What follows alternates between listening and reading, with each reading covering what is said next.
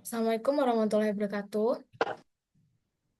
Kami akan mempresentasikan materi tentang penilaian saham. Sebelumnya perkenalkan, saya Miftahul Bulan dengan NIM 014. Saya Gracia Sarima dengan NIM akhir 241. Untuk materi pertama akan dibacakan oleh Next. Nah, sekarang kita akan membahas tentang saham biasa. Nah, saham biasa itu adalah jenis saham yang paling sering dimiliki sama investor. Ketika kita membeli saham, artinya kita punya sebagian kepemilikan di perusahaan tersebut. Nah, sebagai pemilik, kita pasti punya dua hal penting. Yang pertama itu hak buat mendapat dividen kalau perusahaannya itu lagi bagi untung. Nah, yang kedua itu hak suara di RUPS, misalnya buat memilih direksi atau menyetujui keputusan penting perusahaan.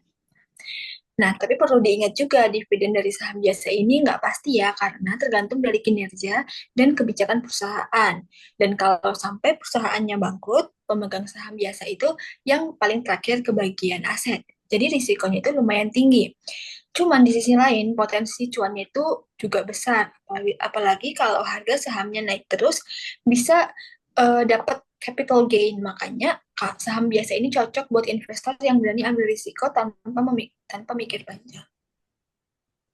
Nah, selanjutnya saham preferred. Saham ini tuh mempunyai keistimewaan dibanding saham biasa. Salah satunya pemegang saham preferred itu biasanya mendapat dividen tetap dan yang paling penting dibayar lebih dahulu sebelum pemegang saham biasa.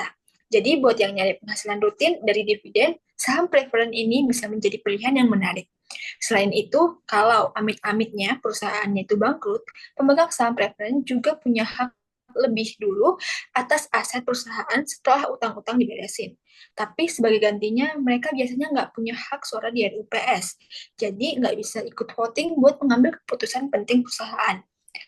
Nah, karena punya pendapatan tetap dan risiko yang sedikit lebih rendah dibanding saham biasa, saham preferen ini cocok untuk investor yang ingin atau pengen main aman tapi tetap di dunia saham.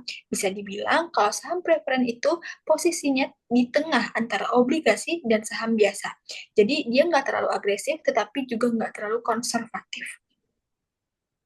Next. Selanjutnya itu ada nilai buku, nilai pasar saham, dan nilai intrinsik saham. Nilai buku atau nilai buku ini atau book value ini merupakan nilai aset bersih, net aset yang dimiliki pemilik dengan memiliki satu lembar saham.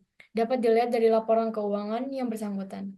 Untuk mencarinya, itu nilai buku sama dengan total ekuitas dibagi jumlah saham biasa yang beredar. Selanjutnya ada nilai pasar. Ini merupakan harga yang dibentuk oleh permintaan dan penawaran saham di pasar modal, atau bisa disebut juga dengan harga pasar sekunder. Nilai pasar tidak lagi dipengaruhi oleh emiten atau pihak peminjam emisi, sehingga boleh jadi harga inilah yang sebenarnya mewakili nilai suatu perusahaan. Selanjutnya itu ada nilai intrinsik.